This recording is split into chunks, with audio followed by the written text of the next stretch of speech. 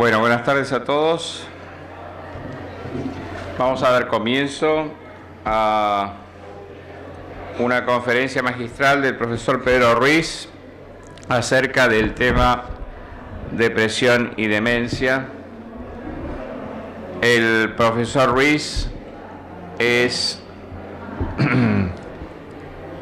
profesor y vicejefe ejecutivo del departamento o subjefe ejecutivo del Departamento de Psiquiatría y Ciencias de la Conducta de la Universidad de Miami y de la Escuela de Medicina de Miller, también de dicha localidad.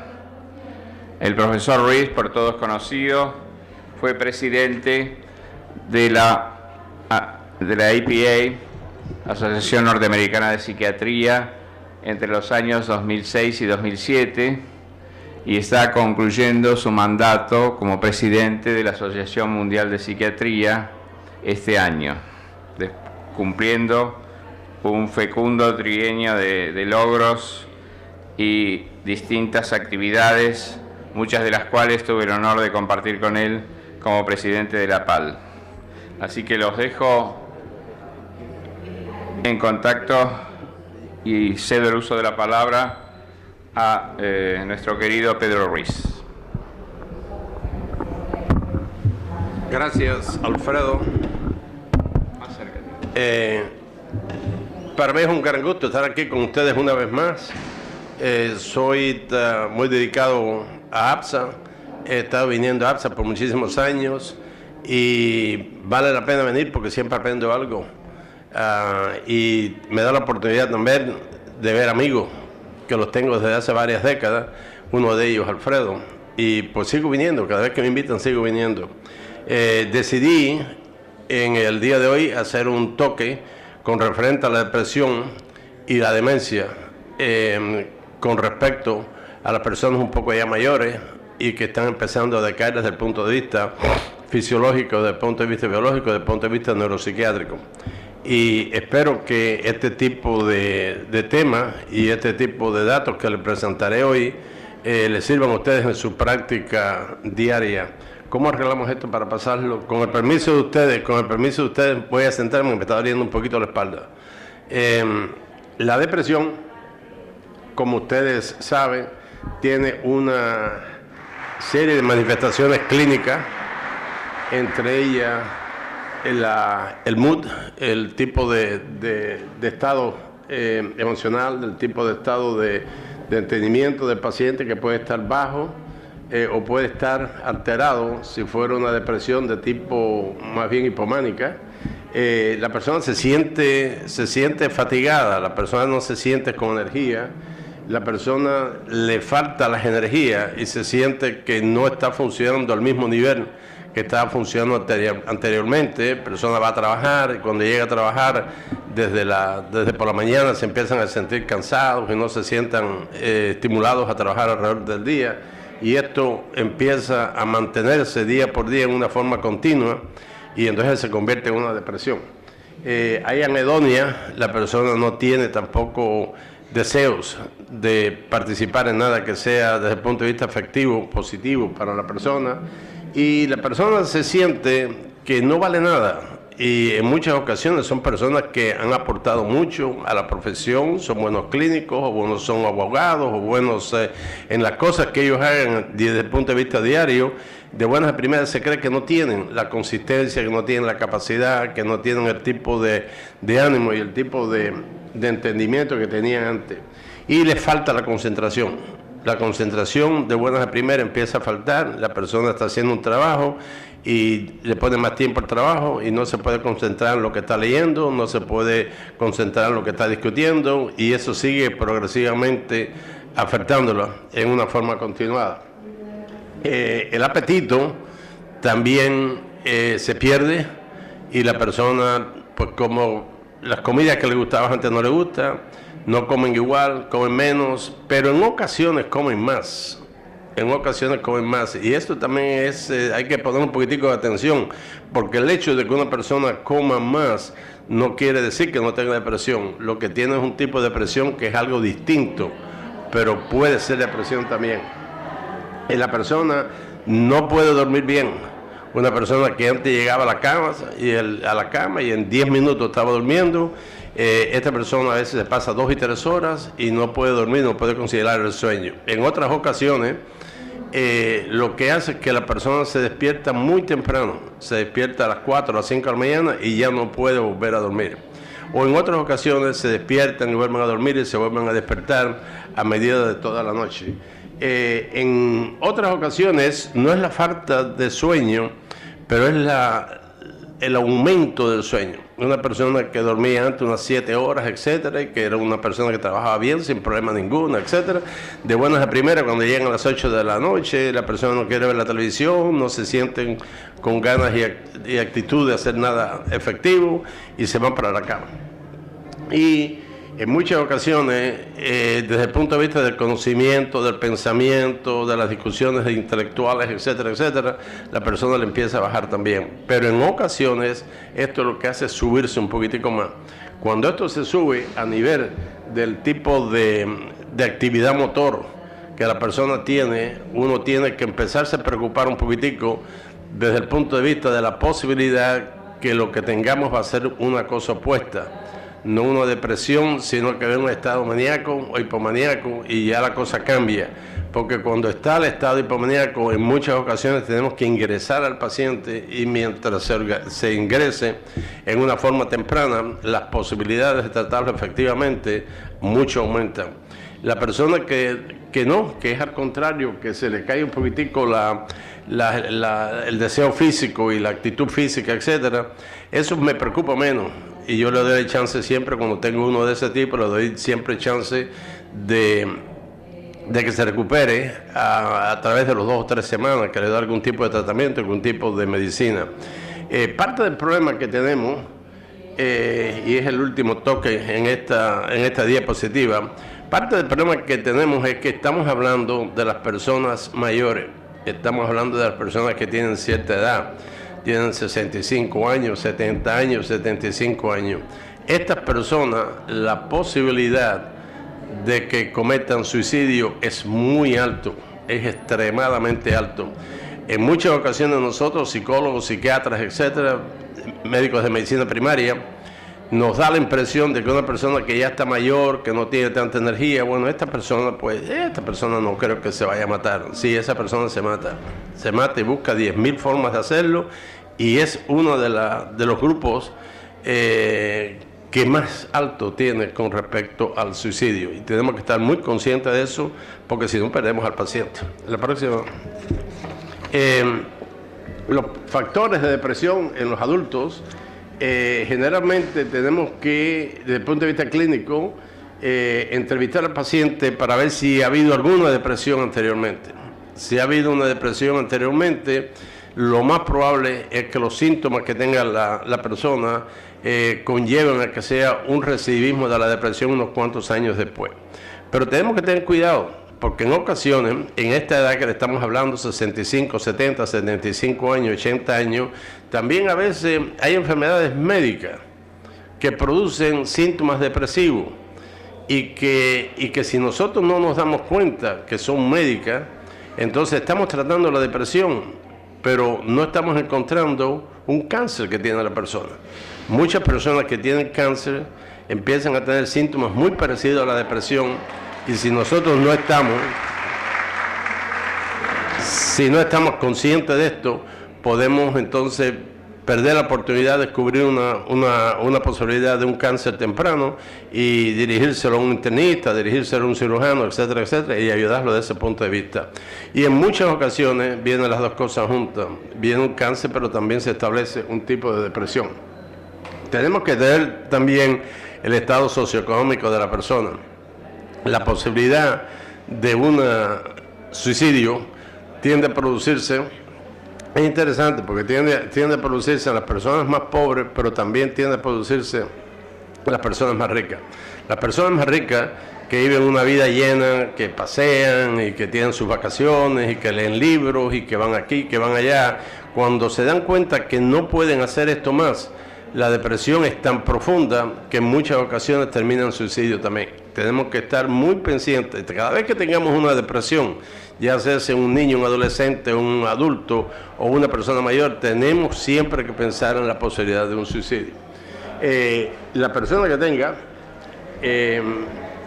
estado socioeconómico bajo, pues tienden a no ir al médico, tienden a no ir al psicólogo, y entonces esperan hasta última hora, y cuando ya empieza la depresión a última hora ya tiene tanta sintomatología y tan profunda que en ocasiones no tenemos otra alternativa que ingresar al paciente. El aislamiento social también tiene un factor muy importante. No es lo mismo cuando una persona mayor está viviendo con la esposa o con el esposo, está viviendo cerca de los hijos, está viviendo cerca de otros familiares, y el familiar se puede dar cuenta de lo que está pasando e intervenir y hacerle presión al paciente para que vaya a ver un psiquiatra, un psicólogo, etc. En ocasiones, cuando viven solos y están un poco aislados, la posibilidad de que esto se compliquen, que no se empiecen a tratar en una forma temprana, que se compliquen desde el punto de vista con la posibilidad de un suicidio, es muy alta, muy alta. Y esa es una de las razones por las cuales el suicidio está alto en este tipo de personas, porque la mayor parte de las personas adultas, a nivel de 70 años, etcétera, desgraciadamente en muchas ocasiones viven solos. Y cuando viven solos se aíslan más y la presión aumenta. También tenemos que ver si esta persona está padeciendo en el momento actual de algún tipo de problema que le puede traer la depresión, lo cual sería entonces una depresión reactiva. Cuando a una persona le pasa algo y eso que le está pasando lo conlleva a que tenga una depresión, el resultado es mejor que si la persona no lo tuviera. Por ejemplo, una persona es mayor, tiene 75 años y se enferma. Y debido a que la persona se enferma, se empieza a preocupar que se está poniendo viejo, que se va a morir y esto, o que se está poniendo vieja y que se va a morir, y entonces viene una depresión. O que tienen algún tipo de dinero y se les acabó el dinero y que no pueden entonces vivir de ellos mismos y que tienen que estarle pidiendo al hermano, a la hermana, al hijo, a la hija, mira que ayúdeme porque no tengo dinero, y eso le da una vergüenza muy grande a una persona que tenga mayor. Y cosas de este tipo, que tiene por ejemplo un retiro, pero que de buenas a primeras se cae la economía del país donde vive la persona, y lo que tiene el retiro no le alcanza para mantener la vida que tenían, y se empiezan a preocupar desde el punto de vista económico, y conllevan entonces que la depresión sea mayor, sea mayor, o que venga un suicidio. También tenemos que ver si a esta persona le ha pasado algo de importancia en los últimos 3, 4, 5 semanas, 2 o 3 meses. Por ejemplo, la persona tiene una hija, la persona tiene un hijo y la persona tiene 2 nietos. Y entonces la hija, pues la hija se divorció. Se le ocurre divorciarse, o el hijo se le ocurre divorciarse, y entonces eso tiene una actitud muy profunda desde el punto de vista negativo en la persona que tiene al abuelo, al padre. Se empiezan a preocupar, aunque no son ellos los que se están divorciando, se empiezan a preocupar qué va a pasar con el niño, qué va a pasar con mi nieto, o que mueren, un hijo muere, una hija muere, se queda la otra persona se queda viva, pero entonces ellos les gustaría poderlos ayudar y no lo pueden ayudar porque no tienen aspecto socioeconómico suficiente para poderlos ayudarlo. Todo lo que pasen con una persona desde ese punto de vista que trae estrés, que trae preocupaciones, ustedes tienen que averiguarlo, porque es muy importante. Las depresiones que se deben a estrés y que tienen un motivo que es la que ha dado lugar a la depresión, casi siempre responden menos. Cuando viene una depresión que no hay razón ninguna porque la persona esté deprimida y de buena primera se empieza a deprimir la persona, hay que preocuparse un poquitico más, porque desde el punto de vista de futuro y desde el punto de vista de recuperación son más complicadas que la persona que está sufriendo de un tipo de acción que lo ha llevado a la depresión. Las cuestiones de pérdida, que ya las mencioné, la pérdida de un familiar, a veces por ejemplo es un matrimonio y los dos son mayores y tienen 80, 81 años y han vivido toda la vida juntos y uno muere. Y entonces el otro se queda solo, y eso, cuando se quedan solos y pierden un ser querido como el esposo o la esposa, que han estado casados 40, 50 años, eso es una cosa muy indicativa de que esa persona se puede deprimir, y que eso es lo que está causando la depresión. Generalmente, cuando una persona está sana, y aunque tenga cierta edad, no tiene hipertensión, nunca ha tenido historia de cáncer, no tiene diabetes, no tiene ese tipo de enfermedades que tienden a producirse en las personas mayores, no las tienen, pero de buenas a primeras empiezan a tener enfermedades, se empiezan a preocupar con la muerte, se empiezan a preocupar que quizás ellos no respondan bien, aunque ya ellos son mayores, se empiezan a preocupar de que son mayores. Mucha gente tienen 75, tienen 80 años y no se sienten como si fueran mayores. Por ejemplo, yo tengo una cierta edad bastante avanzada, pero bueno, soy tan activo que no me preocupo ni me pongo a pensar que soy una persona mayor. Pero en otras personas no, en otras personas ellos están bien y eso, y de buenas a primeras se empiezan a sentir mal y se creen que se acabó el mundo. Sobre todo cuando la persona no está activa, no está haciendo nada, que lo que están es retirados, etc. Cada vez que hay una deterioración de la salud médica de la persona, inmediatamente, yo no sé por qué, pero inmediatamente la gente piensa en las cosas peores. Ahora voy a tener un cáncer. Porque es lógico que muchas veces los cánceres vienen en las personas mayores, pero eso no significa necesariamente que lo va a tener. Es muy probable que lo que tengan es otra bobería, que no tengan grandes, pero la persona se cree que ya se va a morir y esto se acaba acá el mundo y empiezan a tener una posición muy pesimista y ese pesimismo lo conlleva que la depresión aumente aún más.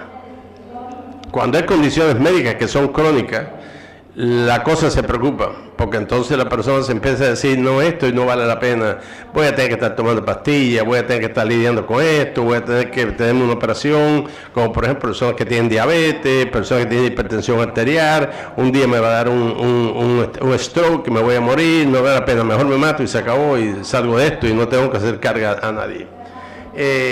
Cuando hay cuestiones de adicción, nosotros desde el punto de vista de la cultura nuestra, la cultura hispana, mi abuelo no puede ser alcohólico, mi abuela no puede darse un trago, eso no existe en mi familia. Sí existe en la familia. Las personas cuando tienen cierta edad a veces se sienten un poco caídos, se dan un traguito y se sienten un poco mejor, o se toman una medicina, el mismo médico le da una medicina para aumentarle un poquitico, una anfetamina y eso para que se sientan un poquito mejor. Y esto en muchísimas ocasiones conllevan a depresión.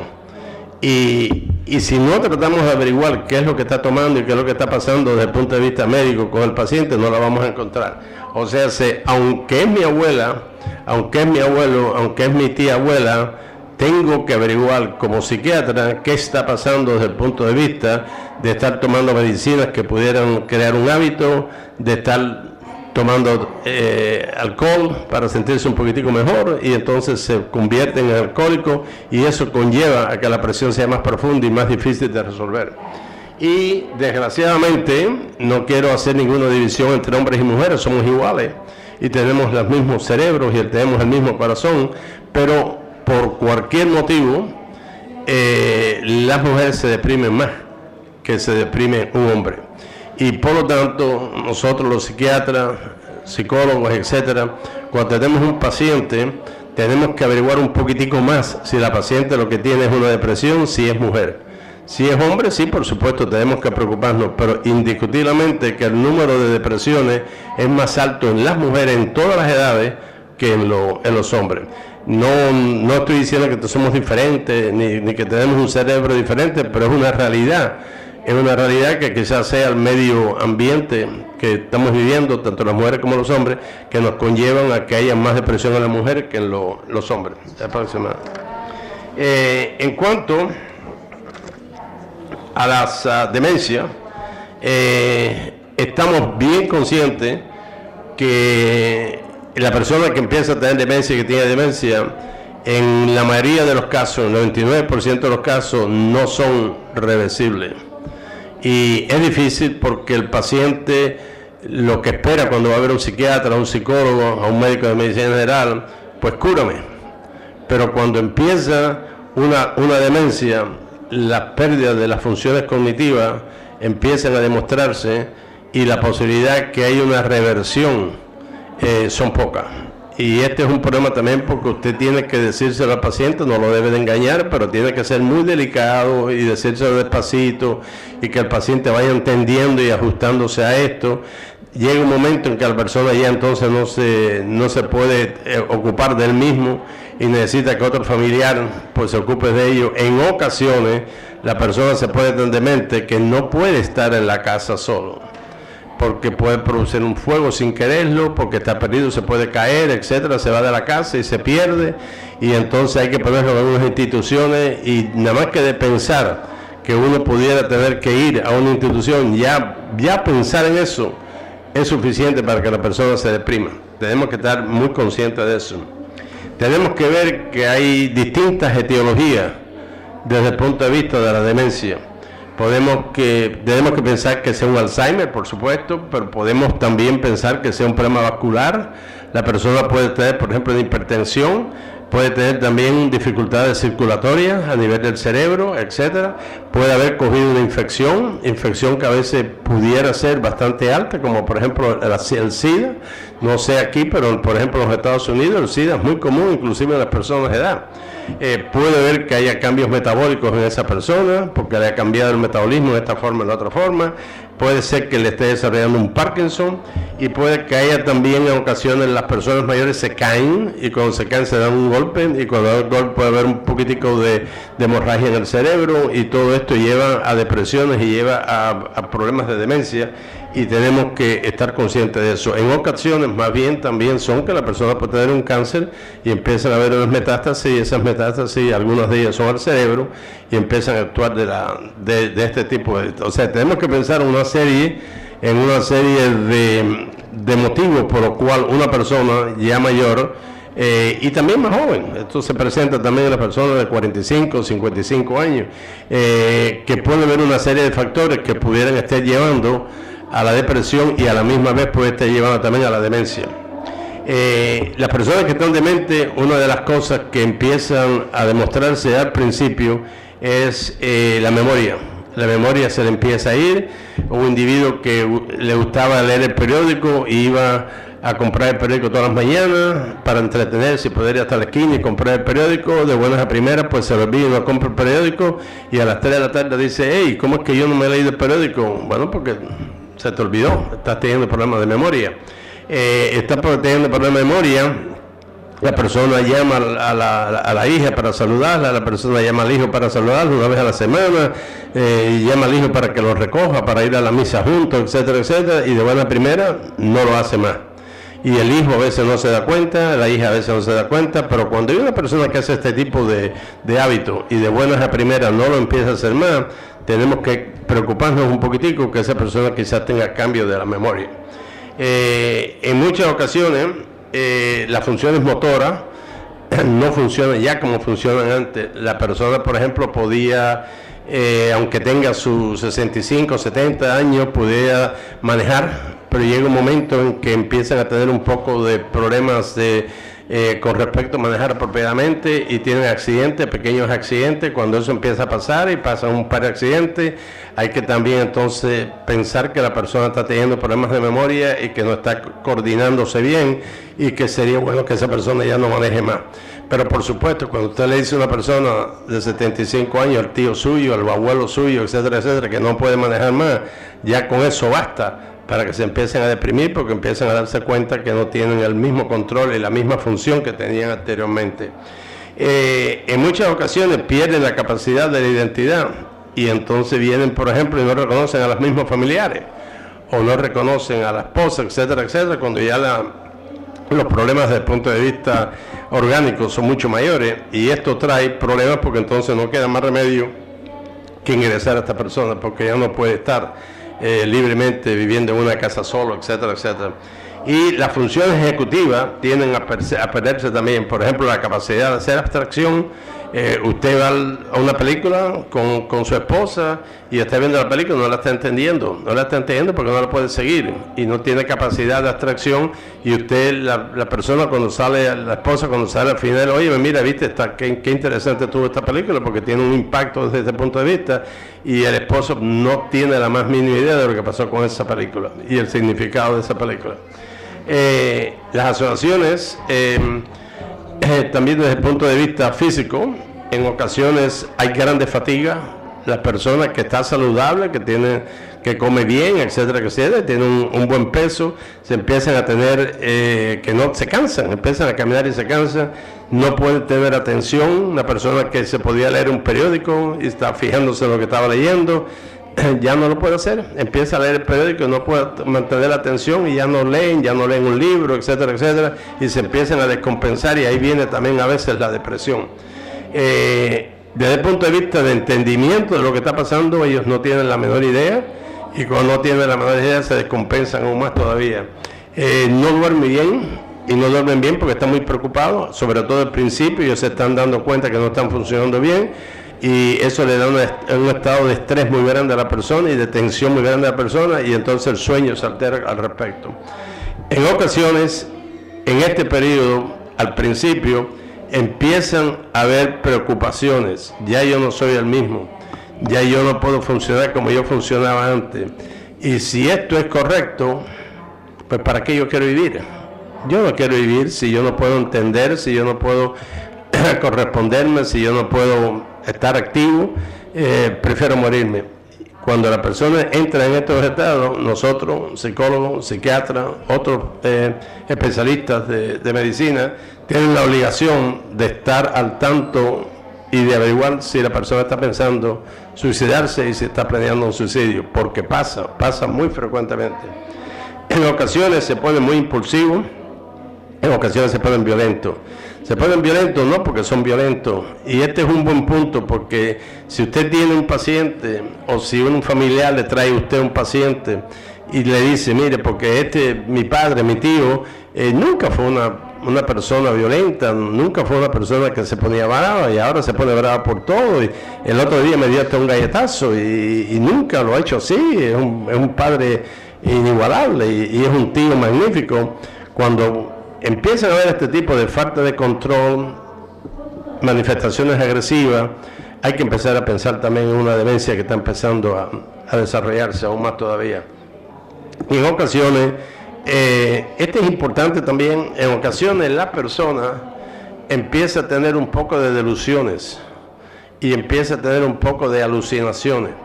Las alucinaciones son un poquitico distintas, son alucinaciones de que ven luces, son alucinaciones de que ven una casa que cambia de forma, etcétera, etcétera. Son más bien de tipo orgánico que de tipo funcional. Cuando este tipo de manifestación no es que el paciente, sí, está psicótico, pero no es que esté psicótico debido a que tiene una esquizofrenia, no es que esté psicótico debido a que tiene una psicosis aguda, está psicótico porque está teniendo problemas de demencia y está teniendo problemas intensos de depresión ligados con la demencia.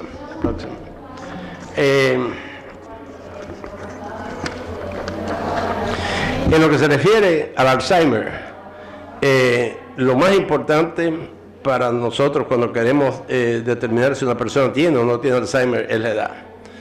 En todos los estudios que se han hecho con el Alzheimer, cuando la persona está tomando más y más edad, 70 años, 73, 74 y sigue deteriorándose, ese tipo de deterioro, hay que pensar siempre en Alzheimer y hay que hacer una eliminación de si es o no es el Alzheimer. Los síntomas del Alzheimer empiezan a manifestarse alrededor de los 65 años. Este es importante porque si viene un tipo de síntomas desde el punto de vista orgánico y desde el punto de vista de depresión y empiezan esos síntomas a los 50 años, usted tiene que pensar en otras cosas. Si una persona tiene ya 85 años y nunca ha tenido ningún síntoma de demencia y nunca ha tenido un tipo de depresión y se ha manifestado bien desde el punto de vista orgánico, pensar que tengo un Alzheimer que se empieza a manifestar el Alzheimer a los 85 años no hace sentido ninguno. Ustedes deben de buscar otro tipo de origen, que es lo que está demostrando el deterioro orgánico del paciente, pero no podemos simplemente decirle al paciente, oye, tú vas a estar desarrollando, lo que pasa es que estás desarrollando un Alzheimer, porque no es cierto. Y entonces si le decimos a un paciente que no tiene Alzheimer, que tiene Alzheimer, el paciente, la gente oye del Alzheimer y dice, no, cuando le sale Alzheimer esto es para muerte. Y entonces empiezan a pensar que es mejor quizás morirse que pasar por un Alzheimer. Y somos nosotros los que estamos incorrectos. O sea, el Alzheimer a los 65 años, usted tiene una persona, un paciente a 63, 64, 65, 66, piensa en el Alzheimer. La persona viene a verle usted por primera vez a los 75 años, a los 80 años, los familiares, no piense en Alzheimer. Piense en otras cosas, pudiera ser Alzheimer, pero no piense en Alzheimer. Piense en otro tipo de motivos. El Alzheimer es una enfermedad desde el punto de vista neurológica, psiquiátrica, que está aumentando, y en el momento actual, 1 de cada 10 individuos estamos viviendo más. Antes la gente moría a los 57 años, después a los 60, después a los 63. El término de vida está aumentando más y más. Pero como que está aumentando más y más, también hay más gente de 65 años, alrededor de 65 años. Y por lo tanto, 1 de cada 10 individuos que tiene una edad ya de 65 años, desgraciadamente empieza a padecer el Alzheimer, lo cual es bastante alto. Eso nos conlleva que tenemos que pensar en el Alzheimer en esa edad. 64, 65, 66, pero no cuando son mayores o cuando son menores. Cuando ya tienen 85 años, ya la mitad de ellos, si van a tener Alzheimer, ya lo tuvieron, y si no, no viene el Alzheimer. La incidencia de la depresión y la demencia es grande y se relaciona. El 30% de la demencia se deben al Alzheimer. Estoy hablando un poquitico más en los Estados Unidos, no sé aquí en Argentina, pero hay una relación muy grande entre el Alzheimer y la demencia. El 25% de la demencia se relaciona con problemas vasculares, hipertensión, pequeñas hemorragias que ni el paciente sabe que tuvo una pequeña hemorragia, pero cuando usted le hace un escándalo al cerebro, usted ve que hubo un poquito de hemorragia ahí, son debido a problemas cerebrovasculares. Un 50% de las demencias también son debidas al Parkinson. El Parkinson, la mayor parte de las veces se demuestra, tiene una serie de síntomas que son fáciles de determinar y fáciles de encontrar, pero es bastante alto el Parkinson. O sea, si tenemos que pensar en Parkinson, porque quizás sea un Parkinson que está comenzando y que no tenga las manifestaciones bastante profundas del Parkinson, y si podemos descubrirlo en una edad en un proceso bastante temprano, quizás lo pudiéramos controlar un poquitico mejor. Y hay también síndromes prodromales de la demencia que empiezan a fallarle, por ejemplo, un poquitico la memoria, no se recuerdan, por ejemplo, dónde viven, y a veces están buscando la casa en el barrio donde vive, pero no se acuerda qué número es de la casa. Esas son manifestaciones de que la cosa está empezando a cambiar y que la demencia está actuando. Una persona que ve a la hija y no se recuerda el nombre de la hija, y un día no se recuerda, el otro día sí se recuerda. No, porque estoy un poco cansado hoy. No, cuando hay ese tipo de manifestaciones, sería bueno que ustedes lo lleven al psiquiatra, al psicólogo, al neurólogo, etcétera. La relación entre la depresión y la demencia, existe una cosa que se llama la pseudodemencia, y usted cree que el paciente tiene una demencia y no tiene una demencia, lo que tiene es una depresión. Y si usted no sabe hacer esa diferenciación y usted le dice al paciente que tiene una demencia, ese paciente empieza a pensar en suicidio. Y si usted le dice al hijo, al hermano, al tío del paciente que está empezando a tener una demencia, que no es una demencia, todo el mundo se empieza a preocupar en la familia, porque todo el mundo le coge miedo a la demencia. O sea, tenemos que tener cuidado lo que nosotros decimos, y no impulsivamente decir esto es una, porque puede ser una pseudodemencia, y de la pseudodemencia se elimina y el paciente se recupera sin problema ninguno. Y puede ser también un síntoma de depresión, la persona que está deprimido, y a veces debido a la edad, etcétera, parece como si tuviera tenido una demencia, pero que está deprimido. Y si el paciente está deprimido y usted lo trata de una forma efectiva, etcétera, se resuelve el problema y no hemos pasado nada.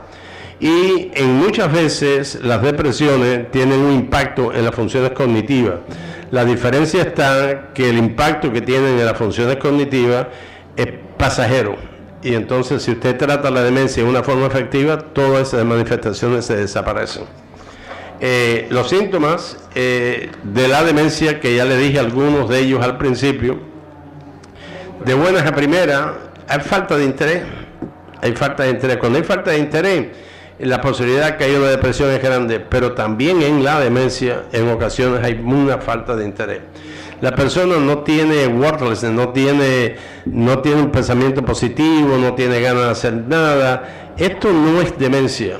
Esto no se ve en la demencia, pero sí se ve en la depresión. La falta de concentración se ve en la demencia, pero también se ve en la depresión. La falta de fatiga y la falta de energía se ve mucho en la depresión, pero en ocasiones también se ve en la demencia. El sentimiento de que ya no tiene la misma energía, ya no está contento, cuando la mujer le dice vamos al cine, bueno, no tengo ganas de ir al cine en esta semana, etcétera, etcétera. Esa parte, ese sentimiento de depresión constante, ese sentimiento no se ve en la demencia. La insomnia y la hiperinsomnia, que unas personas duermen mucho, que unas personas no pueden dormir, ese se puede ver en la demencia también. El aumento de apetito se puede ver en la demencia también. Y la agitación o la retardación física y mental se puede ver en la demencia también. Y cuando hay suicidio, es más bien las personas que están dementes, en muchas ocasiones, cuando ya están dementes, la posibilidad de un suicidio no es tan grande, pero la depresión sí es muy grande. Le estoy dando un poquitico de diferencia de lo que existen en las dos, de lo que existen en una y no existen en las otras, para que ustedes tengan una capacidad desde el punto de vista clínico de poder diferenciar cuál pudiera ser la enfermedad que le está haciendo más impacto negativo al paciente de ustedes.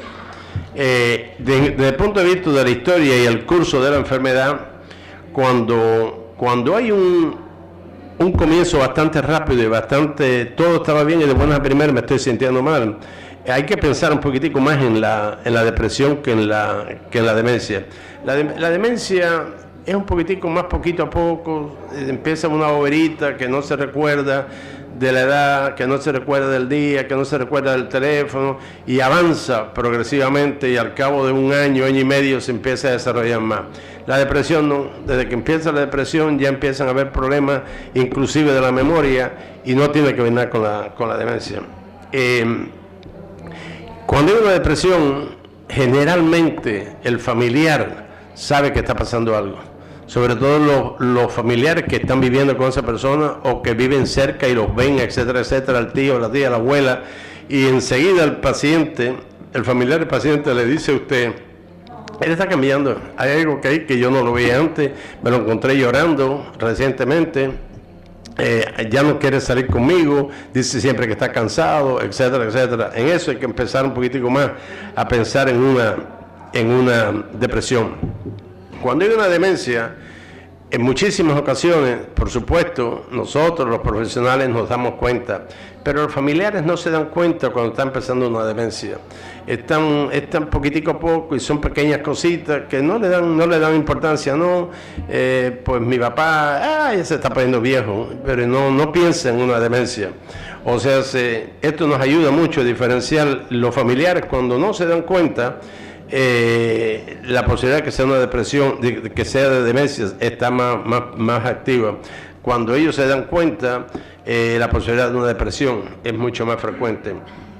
Generalmente, cuando hay una depresión, no necesariamente tiene que haber una depresión anterior, pero sí estados de cambios del mood, Bueno, cuando yo me divorcié, yo tenía 25 años, yo nunca pensé en matarme ni nada, pero sí me recuerdo que me pasé 3 o 4 meses que no tenía ganas de comer mucho y cosas así mucho más ligeras. Eso conlleva a un refuerzo de lo que está pasando, es más bien una depresión. Desde el punto de vista de conducta, cuando hay una depresión, el paciente tiende a darse cuenta. Mire, ya yo no puedo funcionar como yo funcionaba antes. Antes yo veía una película y me pasaba la película entera. De buenas a primeras, ahora no puedo seguir la película. Me pierdo, etcétera, etcétera. Ahí puede haber signos cognitivos que se están empezando a perder, pero eso se puede ver en la depresión. Y en ocasiones también pueden haber signos cognitivos que se pierden, pero también puede estar en la demencia. Desde este punto de vista es un poquitico más difícil para nosotros, para los psicólogos, etcétera, poder hacer una diferenciación entre demencia y depresión. Por supuesto, tenemos también los test psicológicos, que si nosotros hacemos un test psicológico eso nos ayuda. Lo que pasa es que son un poco caros y entonces en muchas ocasiones si la persona no tiene seguro y usted quiere hacer un assessment cognitivo y pues es costoso y la persona no se lo quiere hacer, pero los estudios psicológicos desde el punto de vista de cognición, etcétera, les pueden ayudar enormemente a ustedes para darse cuenta si es una cuestión de demencia o si es una cuestión de depresión. Cuando el paciente se está dando cuenta de las pérdidas, eso es una manifestación más comúnmente relacionada con las depresiones. Y el paciente cuando se está viendo demente no se da mucha cuenta, al principio no se da cuenta ninguna. La diferencia desde el punto de vista clínico, cuando se está hablando con la persona que está deprimida, le dicen la mayor parte de las veces, yo no sé por qué me está pasando esto, yo no lo entiendo por qué está pasando esto. Y aquí cuando usted está hablando con una persona que está demente, en ocasiones el paciente no entiende lo que usted le está preguntando. Por supuesto, el hecho de que no entienda una vez, yo no voy a decir que el paciente está demente, pero yo lo que sí voy a hacer es que seguir ahondando en una forma de preguntas que me van a indicar a mí si la posibilidad de la demencia está ahí. O sea, si el paciente que está deprimido a veces no quiere hablar, pero si usted le hace un poquitico de presión, pues ellos hablan y le pueden contestar. Y le pueden contestar en una forma apropiada. El paciente que está demente se pierde y no puede contestarle a usted en una forma normal. Cuando hay una persona que yo lo estoy entrevistando psiquiátricamente y no entiende lo que le estoy preguntando y está errático en lo que me dice, yo pienso más en la posibilidad de una demencia que en una depresión. Cuando hay una depresión con referente, este es importante, cuando hay una depresión y usted está entrevistando al paciente, el paciente se le olvida y está un poco más aislado de las cosas que le pasaron en el momento actual, pero de las cosas que le pasaron anteriormente también. ¿A qué edad tú te casaste? ¿A qué edad yo me casé? Yo creo que eran, yo no sé, yo creo que eran cuando tenía 25, no es tan claro en eso, ¿ok? Eso es más bien una depresión. En la demencia, los asuntos recientes son los que tienden a perderse. Por ejemplo, una persona que le gustaba desayunarse por la mañana y toda la vida le gustaba un huevo frito por la mañana. Y tú estás hablando con él y la persona no se da cuenta de esa diferencia reciente, se le olvida las cosas recientes, pero la persona se recuerda que él nació en Rosario y que él fue a la escuela de ingeniería de Mendoza, etcétera, etcétera. La persona que está deprimida se bloquea. Con respecto a las personas que tienen demencia, son más bien las cosas recientes las que se les olvida. Se acuerdan de lo que pasó cuando yo tenía 10 años, 15 años, pero no se recuerdan de lo que pasó hace 3 semanas o 4 semanas. Desde el punto de vista de diferencia de función cognitiva, son más sutiles, son más pequeñas con la depresión y son más marcadas en la demencia. Y la posibilidad de que la persona pueda actuar tiene un poco de dificultad con la depresión, pero en la persona que está demente está en una forma consistiva de que ya no tiene la capacidad, por ejemplo, de escribir una carta, ya no tiene la capacidad de llamar por teléfono al hijo, a la hija, al primo, a la sobrina, ya no tiene la capacidad, por ejemplo, de ir a la iglesia que iban todos los domingos por la mañana con la esposa. La esposa le dice vamos a la iglesia, él ya no quiere ir o ella no quiere ir. Eso es más significativo de la demencia.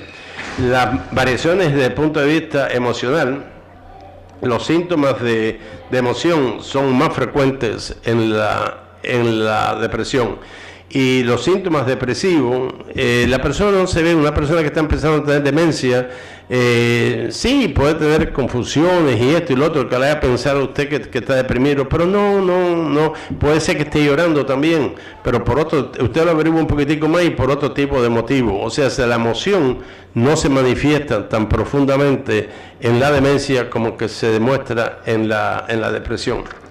Desde el punto de vista de test psicológico y de poder diferenciar unos con otros, es positivo. Si usted hace un test psicológico, ahí usted diferencia en una forma más constante y más clara, etcétera, etcétera, si está lidiando con un problema de demencia o si está lidiando con un problema de depresión.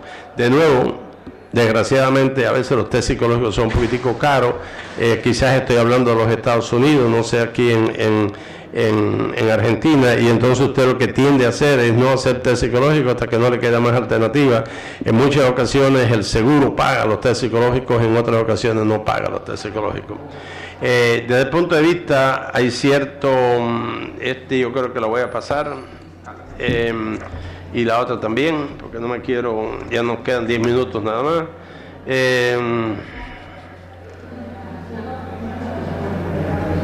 Desde el punto de vista de envolvimiento, con respecto a depresiones de la familia, es importante el traer a los familiares que ayuden al psiquiatra, al psicólogo, a tratar el paciente, es una cosa muy positiva. Tenemos también, por supuesto, yo creo que aquí también, como en los Estados Unidos, tenemos organizaciones como los nursing homes, que el paciente puede ir, por ejemplo, temporariamente o permanentemente, si la cuestión se pone un poco más difícil.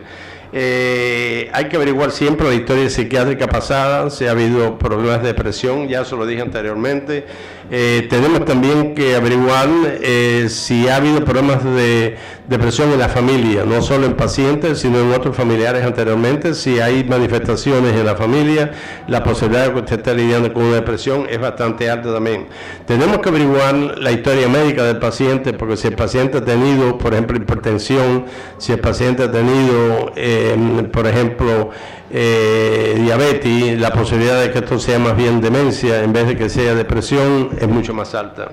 Y la historia social del paciente también, porque esto le puede demostrar a usted si ha habido cambios recientes. El paciente era muy simpático y le gustaba mucho bailar, etcétera, etcétera, y salir a la calle y salir a cosas deportivas, y ya hace 6 meses que no lo hace. Eso lo hace pensar en que la demencia no es necesariamente, pero la depresión es lo que está funcionando. Y el estado mental hay que hacerlo un estado mental completo para poder definir si estamos hablando de depresión o si estamos hablando de demencia. Los factores, si hay historia de depresión y de uso de alcohol recientemente en un adulto, la posibilidad de que sea una depresión está ahí. Si hay impairment desde el punto de vista de memoria, etcétera, tenemos que pensar en la demencia un poquitico más. Si hay enfermedades, como les dije anteriormente, por ejemplo, la diabetes, la hipertensión, etcétera, etcétera, tenemos que pensar en los dos, pero tenemos que pensar más en una demencia. Si ha habido historias de alcoholismo, historias de adicción a drogas, etcétera, en la familia, pudieran ser los dos, pero tenemos que averiguarlo cuando tenemos este tipo de pacientes. En ocasiones, este tipo de manifestación adictiva no tiene que ver necesariamente nada con el alcoholismo, ni tiene que ver con droga. En ocasiones, somos nosotros los médicos los que creamos el problema, porque el paciente no le gusta, no puede dormir. Bueno, aquí tienes el Valium. Bueno, pero mira, ya el Valium me hacía buen efecto antes, pero ya no me está haciendo, no importa, mira, aquí te lo subo. Y de buenas a primeras, nosotros los médicos somos los que estamos ayudando a que el paciente se convierta más bien en un alcohólico, en un adicto. Y sobre todo cuando estamos utilizando medicinas de tipo de la benzodiazepina. Como dije anteriormente, si el paciente que ustedes están viendo es una mujer, la posibilidad de que sea una demencia es mucho más grande que si es un hombre. El suicidio en las personas de más de 65 años es 5 veces más grande que en la población general. Desgraciadamente, nosotros a veces no podemos concebir que una persona de cierta edad pudiera cometer suicidio. Pues sí lo cometen. Y si nosotros lo creyéramos, nosotros los profesionales lo creyéramos, pudiéramos entonces evitarlo, tratándolo de una forma más efectiva.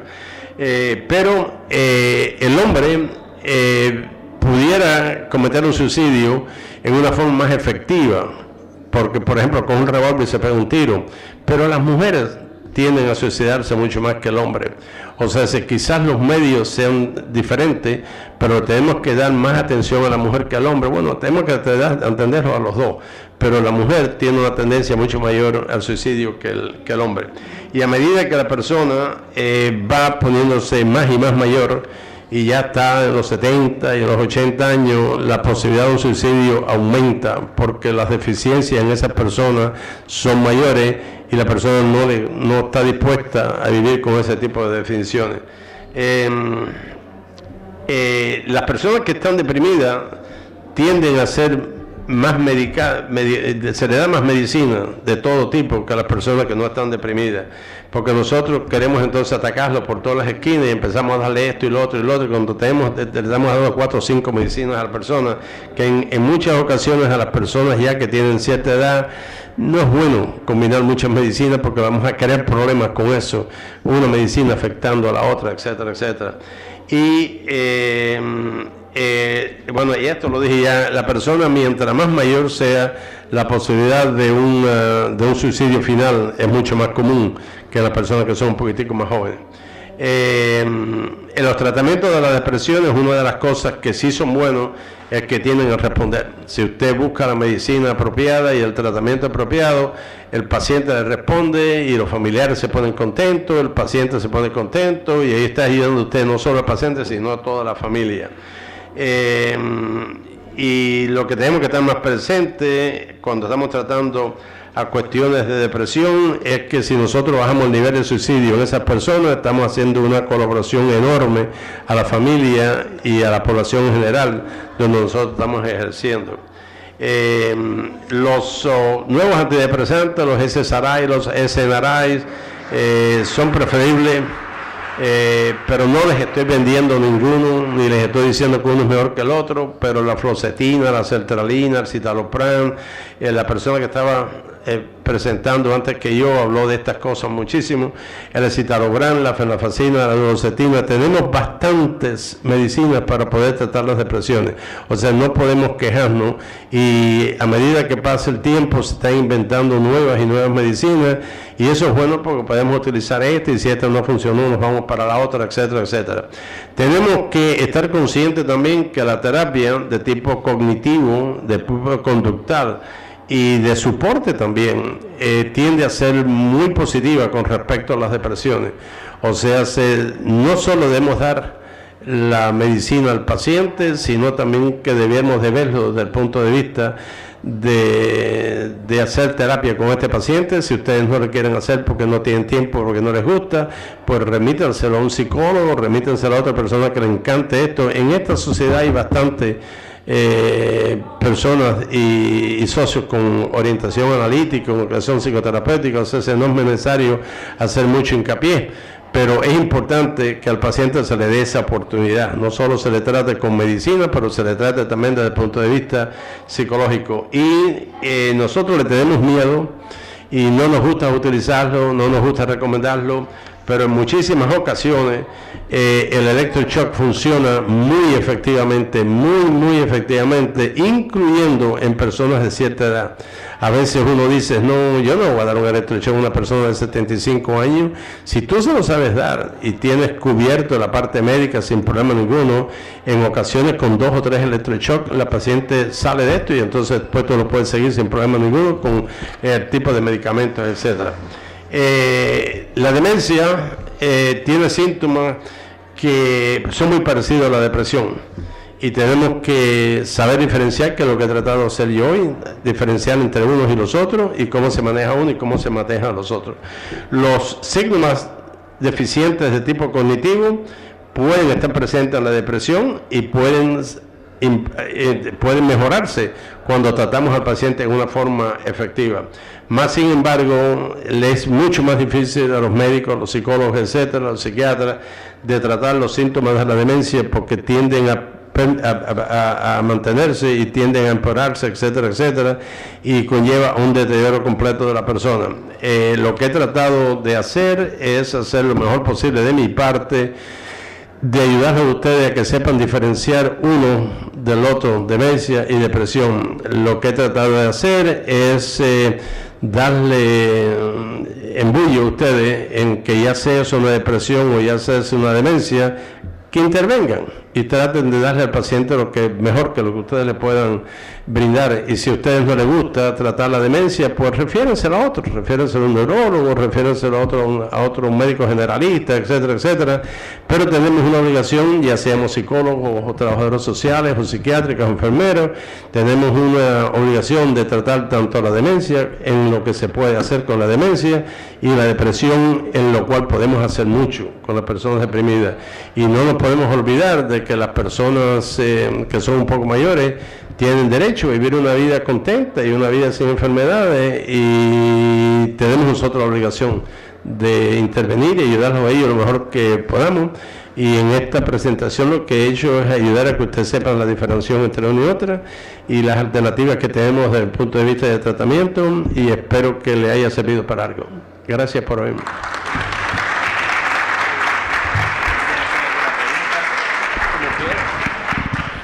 Tenemos un tiempito para, si quieren hacer alguna pregunta o comentario, con todo gusto. Observación, sí. Sí, doctora.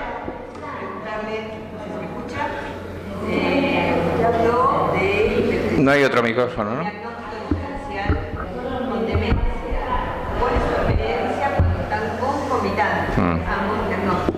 Esa es una buena pregunta.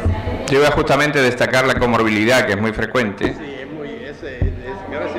gracias por hacer la pregunta, porque es muy importante. En ocasiones tú te pones a buscar una diferencia entre una y la otra, y no, tú la ves las dos.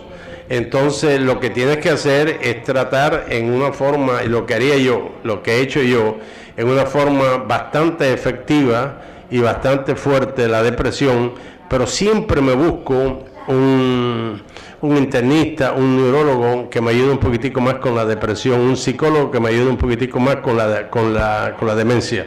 Pero se pueden tratar los dos a la misma vez. Es más, una persona puede tener una demencia, y esto yo lo he visto en muchas ocasiones, pero tienen una depresión bien profunda y una depresión bastante con ideas suicidas que a veces me dan miedo.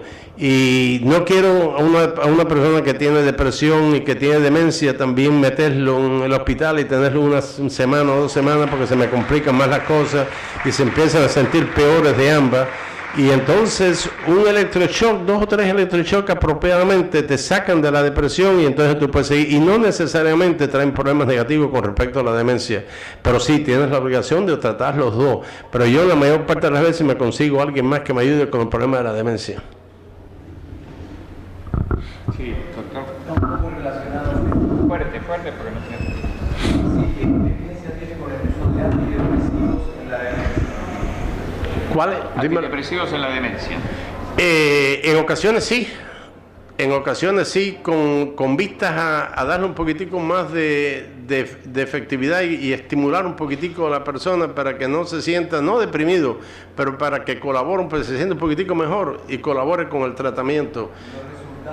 Los resultados son bastante buenos, a mí me han gustado. Por supuesto, cuando yo trato a una persona que está más bien demente con antidepresantes, no voy a dar antidepresantes como yo hago con otras personas, que lo mantengo por lo menos por 1 año para estar seguro que la depresión no vuelva a caer, porque cuando tú tienes un paciente que está deprimido y entonces tú lo tratas efectivamente y el paciente sale de la depresión, y tú, porque quieres ser el mejor psiquiatra, el mejor psicólogo de Mar del Plata, entonces dices, no, voy a pararlo, ya está magníficamente bien. Tú paras el medicamento y a las 3 o 4 semanas viene la depresión, y eso empieza a darle un sentimiento al paciente de que este es un problema que no va a tener cura, de que este es un problema que no se puede. El médico me dijo que me iba a tratar y que me iba a resolver esto, pero no, veo que regresa otra vez. Y yo le echo más bien las culpas a nosotros mismos que al paciente en sí. Cuando yo empiezo a tratar una depresión y el tratamiento funciona, yo lo mantengo por un año, muerto de la risa lo mantengo por un año, aunque el paciente esté a las mil maravillas. Digo, no, vamos a mantener un poco más. Con la demencia no, con la demencia a veces yo le doy un poco de antidepresante, pero en una forma ligera y una cosa temporaria.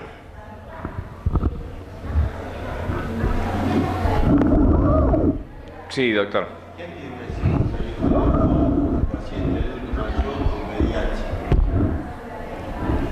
¿Mayor? Con VIH. Con SIDA. Con SIDA. Está aumentando más y más el SIDA. Y está aumentando más y más el SIDA no por las mismas razones que estaban aumentando hace 15 o 20 años, 30 años. Están aumentándose más y más debido a las adicciones, al compartimiento de jeringuillas, etcétera, etcétera. Hay que pensar en SIDA y hay que envolver el tratamiento apropiado en SIDA, pero me preocupa, por ejemplo, en Estados Unidos el porcentaje de SIDA está aumentando más y más, y no necesariamente en problemas de relación sexual, pero más bien en problemas de tipo de colaboración a nivel de los narcóticos, etcétera, etcétera. Y los grupos empiezan a darse la misma jeringuilla para todo el mundo, etcétera. Más cerca, vos están gritando, te escuchan. Sí,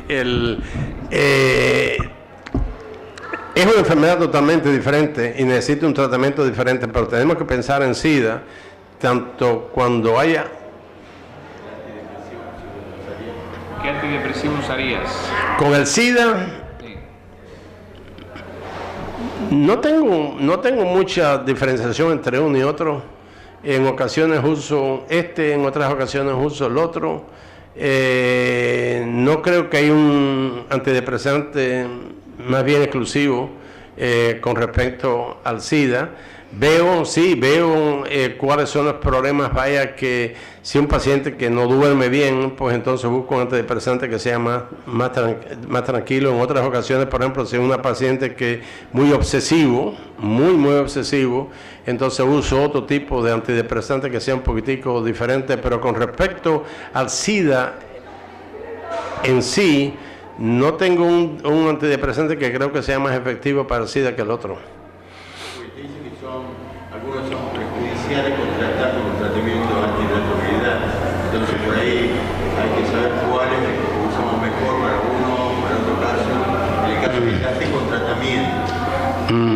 Y te estoy hablando de mí mismo, en mi experiencia. No tengo mucha diferencia, pero no entiendo lo que estás diciendo y voy a buscar un poquitico más yo para entender mejor eso. Una cosa que hay que tener claro en gente mayor en general es tender a no usar benzodiazepinas por un lado, y por otra parte no usar tricíclicos, ¿no? Porque todavía en Argentina se usa mucho la clomipramina, la amitriptilina, hay mucha gente que la usa, o como potenciadores, o como primera droga, o la imipramina, por motivos también económicos, ¿no? De poca accesibilidad del paciente. Pero él tiene razón, pero ese tipo de cosas yo no digo, no, este muchacho, por ejemplo, tiene demencia, por lo tanto, no, yo lo hago con todo el mundo, cuando está llegando a cierta edad, este no lo uso, porque sé los problemas que voy a buscarme si los utilizara, pero no con referente de que este está poniéndose demente, o este tiene una depresión de este tipo, o este tiene SIDA, etcétera. Sí, doctor.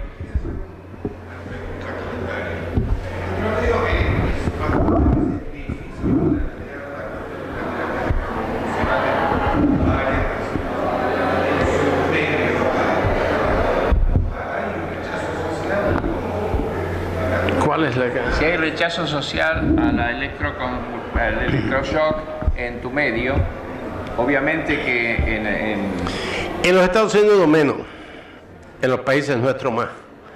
Electroshock es como reventar el cerebro, etcétera, etcétera, lo cual no es cierto. En los Estados Unidos, las personas latinas que viven en los Estados Unidos más preocupación al respecto. Las personas americanas, anglosajonas, lo aceptan mucho mejor. Pero a medida del tiempo, las personas latinas que se están estableciendo en los Estados Unidos lo aceptan también mejor. De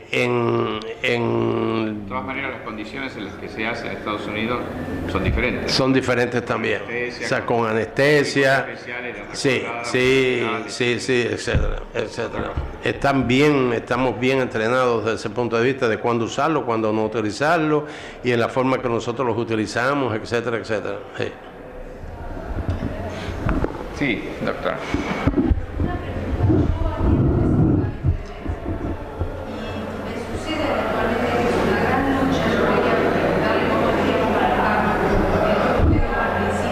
Más fuerte, por favor. No entiendo.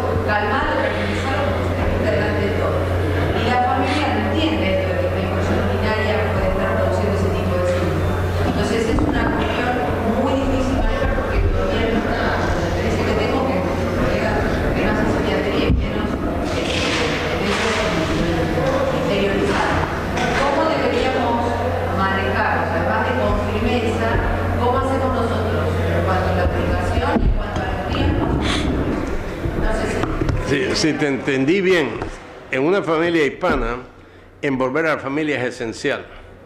En los americanos no tanto.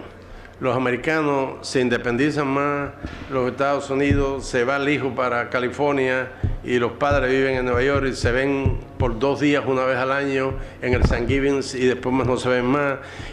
No es tan importante envolver a toda la familia, pero con los latinoamericanos, con los hispanos, es importantísimo envolver a la familia y educar a la familia y comprender. Y no queda la menor duda, si no envuelves a la familia, no te responden, no te apoyan y empiezan inclusive a poner obstáculos. También tienes que pensar un poquitico en qué estamos hablando de familia. ¿Estamos hablando con los varones de la familia o estamos hablando con las mujeres de la familia? En muchas ocasiones el machismo juega un papel muy importante, desgraciadamente todavía, en muchas familias y no, ¿qué rayo vas a estar tomando esto? No, esto es bobería y se te quita para adelante, no tienes que estar tomando medicina, no tienes que hacer esto. Y los varones obstaculizan mucho, en muchas ocasiones, la posibilidad de que una persona se recupere en una forma más efectiva. Y más aún también con personas mayores. Con personas mayores, no le vamos a estar dando esto le va a traer problemas y se va a afectar desde el punto de vista cognitivo con todas estas medicinas que se le está dando, etcétera, etcétera. Los latinos tenemos un corazón muy grande, pero el cerebro a veces no nos funciona muy bien desde el punto de vista de machismo. El otro gran problema, para responder a lo tuyo, sí, más allá de los que no quieren, son los que interfieren con las indicaciones, porque por ahí está la gran frecuencia de la polimedicación y de que una sola persona, por ahí te llega un paciente, a mí me llega muchas veces, con una lista de una página entera de 30 medicamentos distintos que está tomando en el día, porque lo trata el clínico, el neurólogo, el osteópata, etcétera, etcétera, ¿no? Y llega a ti y ves que hay todo un menjunje en el cual hay superposiciones, contradicciones de medicación, etcétera, etcétera, ¿no? Y el otro tema es que muchos médicos, cuando tú lo medicas, te dicen, no, esto no, él le está dando el psiquiatra, y te lo sacan, ¿no es cierto? O sea, es realmente no solamente un conflicto con la familia, porque la familia muchas veces confía en su médico de cabecera, sino también con el médico que le viene tratando. Una observación y a la misma vez un reconocimiento. En esta reunión de APSA he visto por primera vez bueno, lo he visto anteriormente, pero aquí un poco bastante efectivo, bastante fuerte. He visto por primera vez varias presentaciones de medicina familiar y de psiquiatría conjuntamente, discusión de cómo pueden colaborar. Yo creo que eso es importante porque estamos hablando anteriormente y el papel que pueden jugar los médicos de medicina primaria es muy, muy importante con respecto a las enfermedades psiquiátricas. Yo estuve envuelto en uno de ellos ayer, desgraciadamente nada más que habían 3 o 4 personas, pero por lo menos estuvo en el programa, vi 3 o 4 presentaciones que tenían que ver con una relación entre las dos, y yo creo que eso es importante. Sí.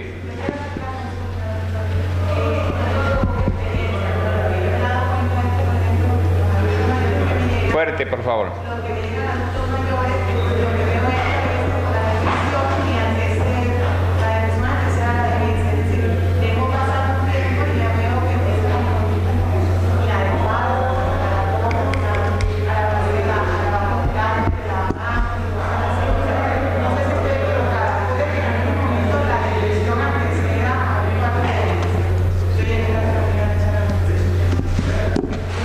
La depresión puede acceder a la demencia.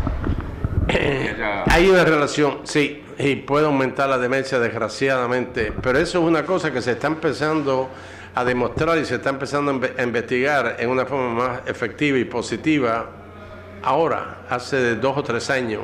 Hasta hace poco nosotros no veíamos una relación directa entre la demencia y la depresión, pero sí lo puede haber desde cambios cerebrales que pueden tener un impacto negativo en la demencia. Sí, tenemos que hacer más investigación al respecto, pero parece que sí, que hay una relación directa. Sí.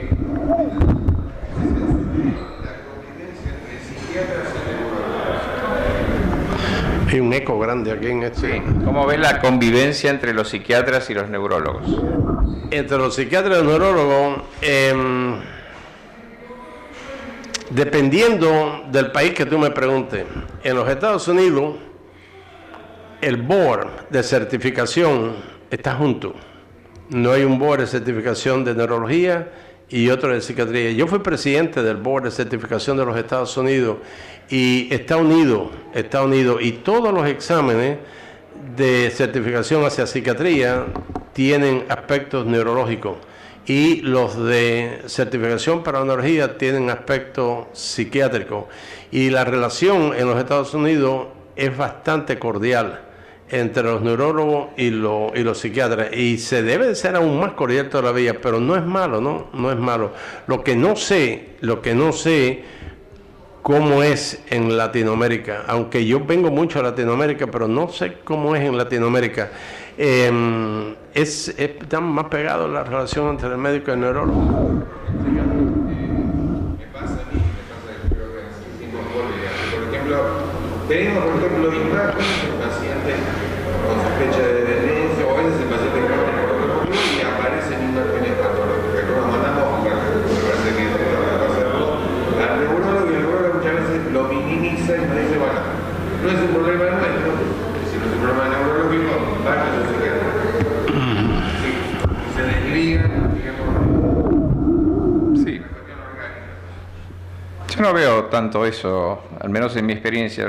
Yo generalmente recibo gente que ya está medicada y lo que sí veo es que muchas veces el neurólogo asume el papel de psiquiatra también y medica bien para lo neurológico y no muy bien para lo psiquiátrico, ¿no es cierto?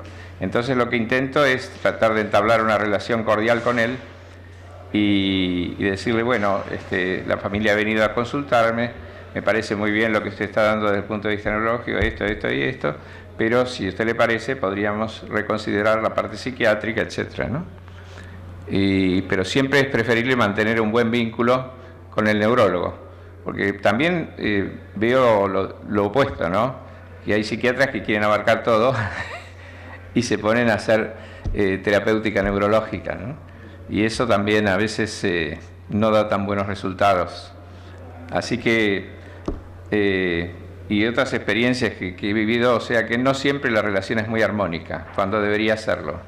Lo que enfatizó Pedro es que es muy importante y en el futuro va a tener mucho más la necesidad de hacer un tratamiento colaborativo entre los clínicos, entre los médicos de familia y el especialista, los especialistas de la salud mental, inclusive integrando no solo al psiquiatra, sino al psicólogo en una colaboración y en una comunicación conjunta que va a dar mucho mejores resultados.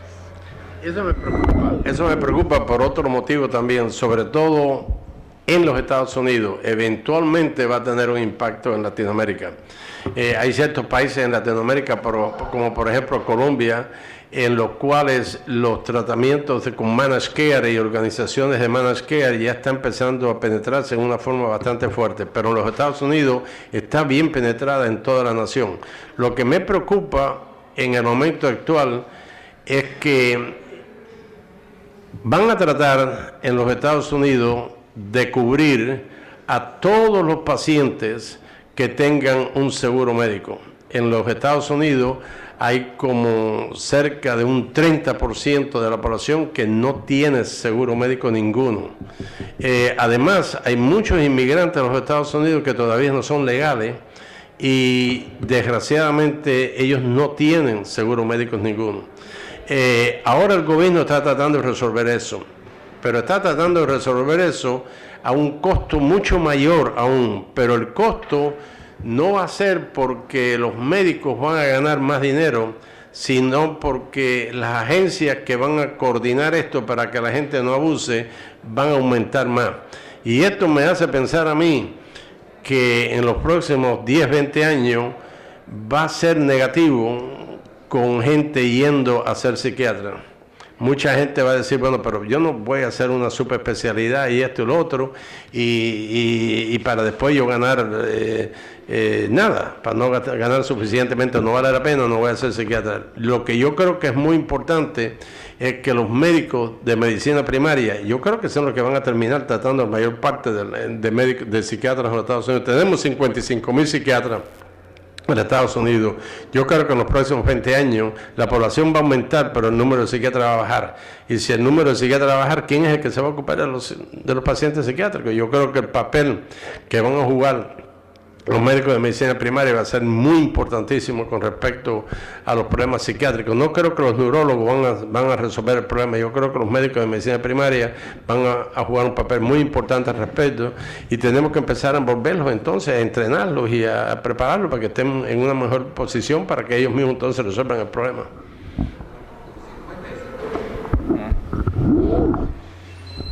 Muy bien.